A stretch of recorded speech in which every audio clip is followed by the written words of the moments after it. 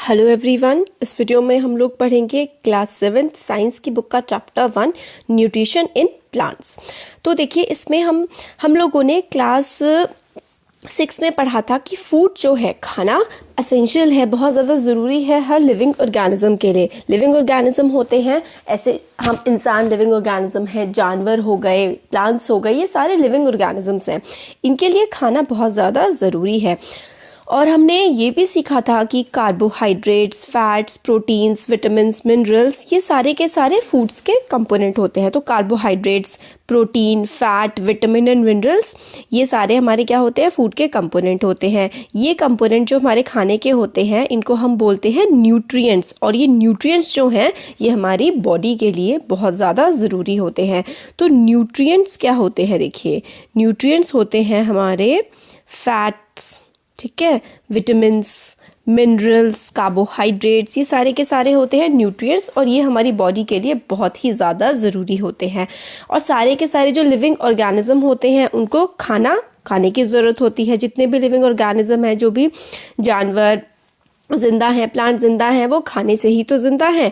Plants जो हैं can synthesize food for themselves but animals including humans cannot। इसका क्या मतलब है, जो जितने भी लिविंग ऑर्गेनिजम्स हैं, उनमें से प्लांट्स हैं वो अपना खाना खुद ब खुद बना सकते हैं। मतलब जो पेड़ होते हैं वो अपना खाना खुद बनाते हैं, मगर ना ही इंसान और ना ही जानवर अपना खाना खुद बनाते हैं। आप सोच रहे होंगे, भाई हम तो अपना खाना खुद बनाते हैं। हम खाना बनाते नहीं हैं, हम खाना पकाते हैं। हम जो खाना बना रहे हैं वो हम या तो पेड़ों से ले रहे हैं या फिर एनिमल से ले रहे हैं। अब दूध पीते हैं, दूध को गर्म करते हैं, दूध कहाँ से आता है, एनिमल से आता है। एप्पल खाते हैं, एप्पल कहाँ से आता है, प्लांट से आता है। तो आप जो हैं अपना खाना सिर्फ और सिर्फ पका रहे हैं, सिर्फ कुक कर रहे हैं। खाना कहाँ से ले रहे हैं आप, प्लांट से या फिर एनिमल से ही ले रहे हैं।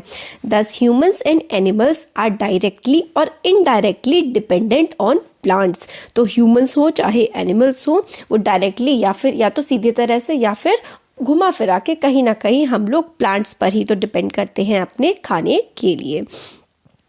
अब नेक्स्ट आता है mode of nutrition in plants. Mode of nutrition का मतलब होता है किस तरीके से जो प्लांट्स हैं वो अपने जो ज़रूरतें हैं, जो उनको ज़िंदा रहने के लिए, बढ़ने के लिए जो भी चीज़ें ज़रूरी होती हैं, वही होता है न्यूट्रिशन। और मोड ऑफ न्यूट्रिशन हो गया कि प्लांट्स किस तरीके से अपना खाना बनाते हैं या लेते हैं।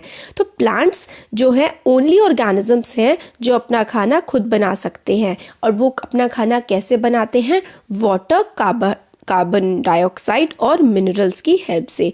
तो वाटर हो गया, ठीक है, कार्बन डाइऑक्साइड को हम CO2 बोल सकते हैं, और मिनरल्स, और इन प्रेजेंस ऑफ सनलाइट की भी बहुत ज़्यादा ज़रूरत होती है प्लांट्स को अपना खाना बनाने के लिए, ठीक है।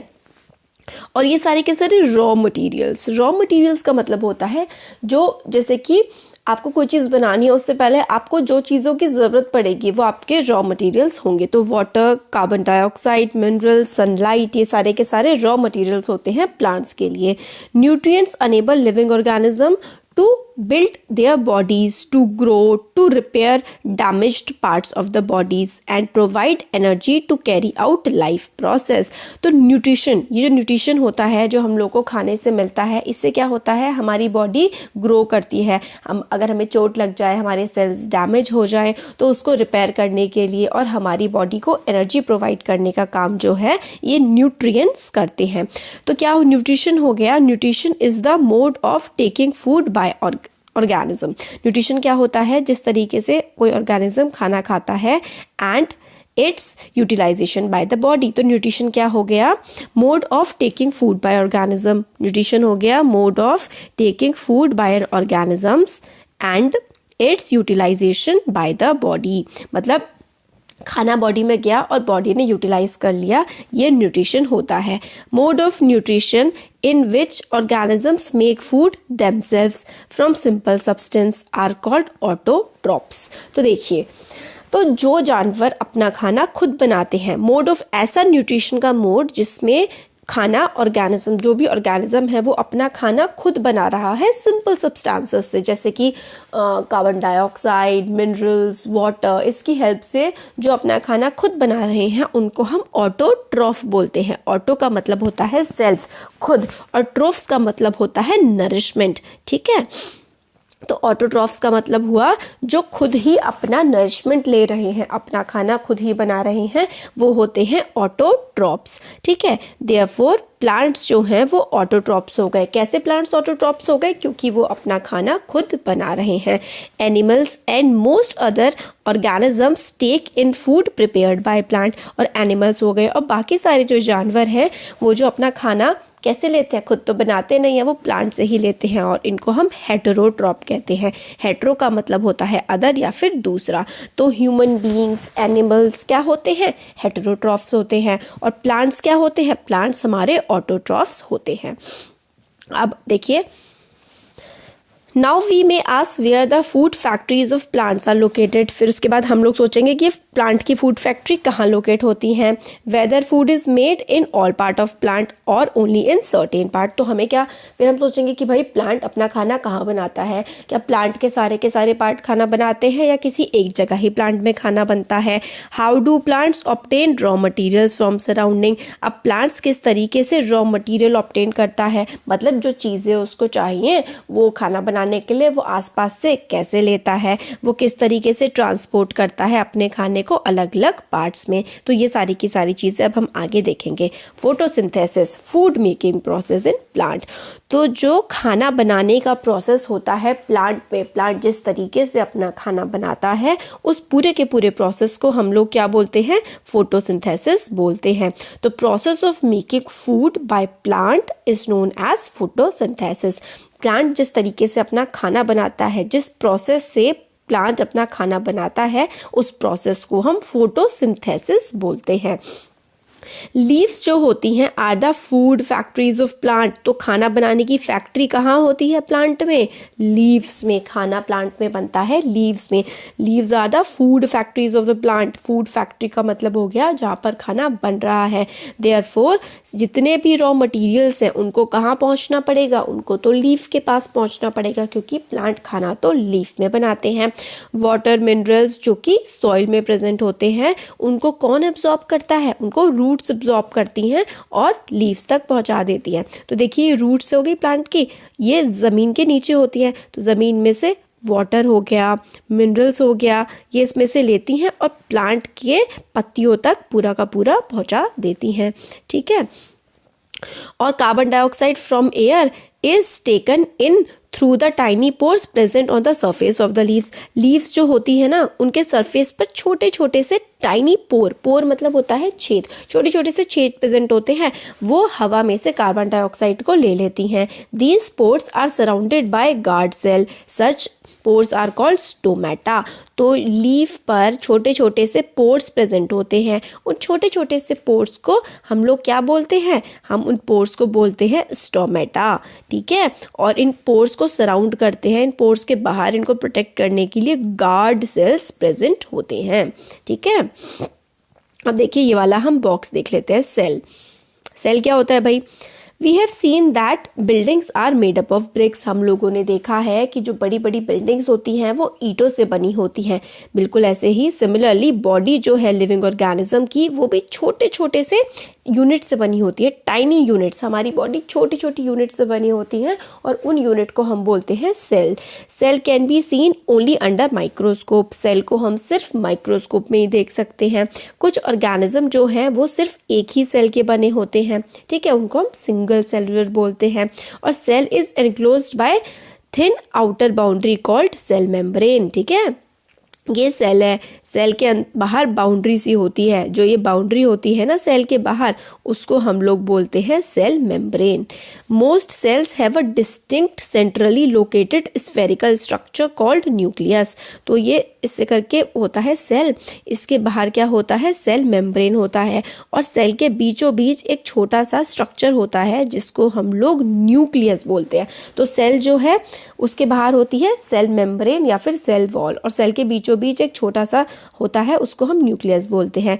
Nucleus is surrounded by jelly like substance called cytoplasm. Nucleus जो है उसके बाहर जेल जैसा सब्सटेंस होता है, जेली जैसा सब्सटेंस होता है न्यूक्लियस के बाहर, उसको हम लोग साइटोप्लाज्म बोलते हैं। न्यूक्लियस के बाहर जो है जेल जैसा सब्सटेंस होता है उसको हम लोग साइटोप्लाज्म बोलते हैं। तो ये हमारा हो गया सेल, इसके बीच में न्यूक्लियस, इसके चारों तरफ साइटोप्लाज्म और इसके बाहर क्या होती है, सेल मेम्ब्रेन होती है। ठीक है, और जो हमारा खाना कहाँ बनता है प्लांट का खाना तो लीव्स में बनता है। लीव्स में क्या होता है, लीव्स में छोटे छोटे से पोर होते हैं, उन छोटे छोटे से पोर्स को हम लोग बोलते हैं स्टोमेटा। स्टोमेटा के चारों तरफ गार्ड सेल होता है और इस स्टोमेटा की हेल्प से ही हम लोग की हवा जो है ट्रांसफ़र हो पाती है लीव्स में। ठीक है, वाटर और मिनरल्स कहाँ से आ गए, रूट्स की हेल्प से, और कार्बन डाइऑक्साइड कहाँ से आ गई, लीव्स में जो स्टोमेटा प्रेजेंट है उससे। वाटर एंड मिनरल्स जो हैं लीव्स को ट्रांसपोर्ट हो जाते हैं बाय द छोटी छोटी पतली पतली वेसल्स जैसी होती है ऐसे करके, which run like pipe throughout the root. Pipe जैसा स्ट्रक्चर होता है और उसकी हेल्प से स्टेम में पहुंच जाता है, स्टेम से ब्रांचेस में और ब्रांचेस से लीव्स में पहुंच जाता है। ठीक है, they form a continuous path और passage for the nutrients to reach the leaf, they are called vessels. तो रूट्स होती हैं हमारी, रूट से हम लोगों का स्टेम में जाता है, स्टेम से हमारी ब्रांचेस होती हैं, फिर हमारी लीफ बनी हुई होती है ना। तो वाटर एंड मिनरल्स वेसल्स, पतली पतली सी वेसल्स की हेल्प से रूट से स्टेम में जाता है, स्टेम से ब्रांचेस में और ब्रांचेस से लीव्स में पहुंच जाता है। और हम लोग और प्लांट्स में किस तरीके से ट्रांसपोर्ट होता है वो हम 11 चैप्टर में पढ़ेंगे आगे। इससे और ज़्यादा अगर हमें इन्फॉर्मेशन लेनी है तो आगे 11 चैप्टर आएगा, उसमें पढ़ते हैं। ठीक है, फिर आगे इसमें बताते हैं green leaves, the leaves have a green pigment called chlorophyll.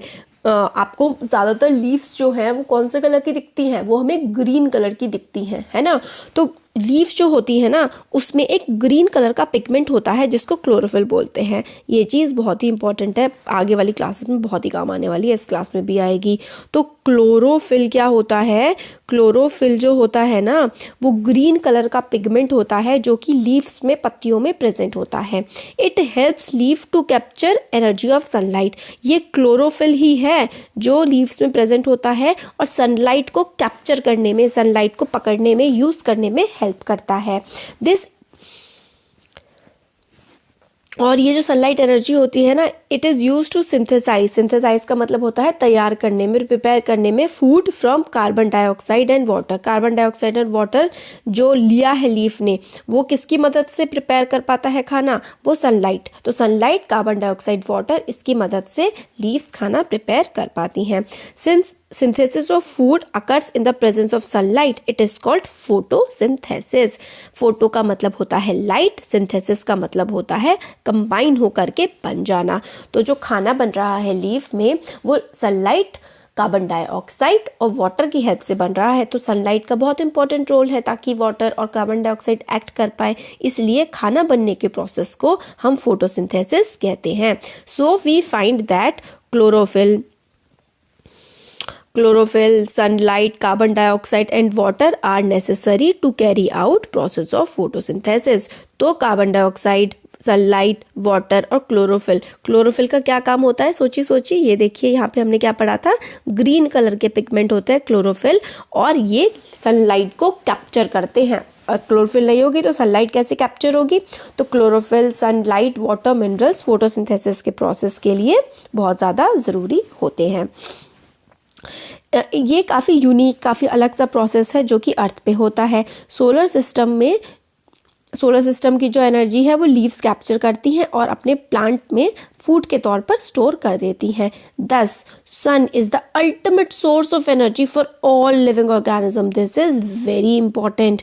तो ultimate source of all the life forms in the earth, मतलब जितनी भी हमारी अर्थ पे ज़िंदगी मौजूद है वो किसकी वजह से है, वो सनलाइट की वजह से है। क्योंकि अगर सनलाइट नहीं होगी तो पेड़ खाना नहीं बना पाएंगे, और अगर पेड़ ही नहीं होंगे तो हम कैसे होंगे। क्योंकि देखिए पेड़ खाना नहीं बनाएंगे तो कोई जानवर उसे कैसे खाएगा, इंसान उसे कैसे खाएंगे। आप सोच रहे होंगे पेड़ नहीं होंगे तो हम जानवर खा लेंगे, मगर जानवर क्या खाते हैं, जानवर तो पेड़ खाते हैं ना।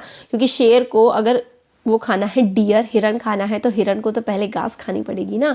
तो इसलिए सनलाइट जो है वो ultimate source of all the energy है ऑन दिस अर्थ। ठीक है, हम लोग अपनी लाइफ को बिना फोटोसिंथेसिस के इमेजिन कर ही नहीं सकते हैं। ठीक है ना, तो एब्सेंस ऑफ फोटोसिंथेसिस तो कोई भी खाना, बिल्कुल खाना नहीं होगा और सर्वाइवल, हम जिंदा ही नहीं रह पाएंगे।